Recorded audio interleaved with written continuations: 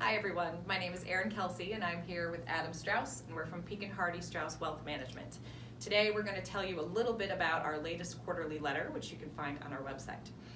So Adam, in that quarterly letter we talk about how the stock market and the bond market, which are currently both rising in price, are sending kind of opposing signals about what's going to happen next in the economy.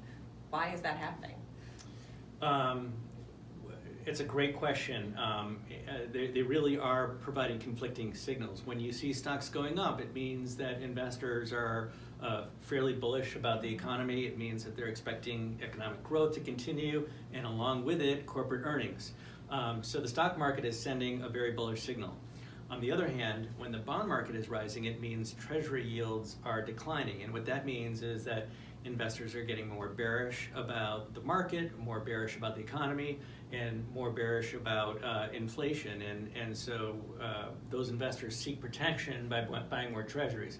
So rising bonds is sort of a concerning signal for the economy overall. So the stock market and the bond market sending very different signals. Mm-hmm. So in your view, is the stock market or the bond market telling us the correct forecast? It's very hard to tell. I mean, there's a lot of economic indicators, not the least of which is the inverted treasury yield curve that suggests that at the very least we're in a slowdown and quite possibly heading towards a recession. So the New York Federal Reserve believes that the chance of us heading into a recession in the next 12 months is about 1 out of 3. And I don't know that I would necessarily disagree with that judgment. So, if we're heading into recession, then, we would expect that bonds would outperform stocks. But if it turns out that it's just a soft patch, then it could quite possibly be the case that the stock market keeps on rising. So how does this change or not change how we're investing for our clients? Well, we invest for our clients according to the individual financial circumstances and return and risk goals of each of our individual clients. Having said that, with our clients, we're often right now taking sort of a barbell approach where we own some treasury bonds and some gold, which should outperform if in fact we're heading towards a recession.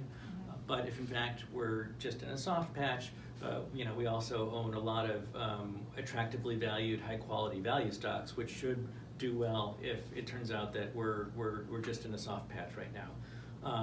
I would also say that so far we've been talking about just the short term. Mm-hmm.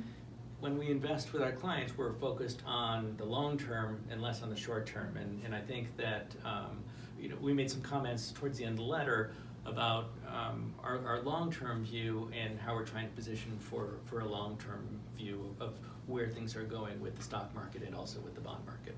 Great. Well, thank you, Adam. This is a really timely and interesting topic, so I would really encourage you to go to our website, which is www.peakandhardy.com, and read the full quarterly letter there. Thanks so much.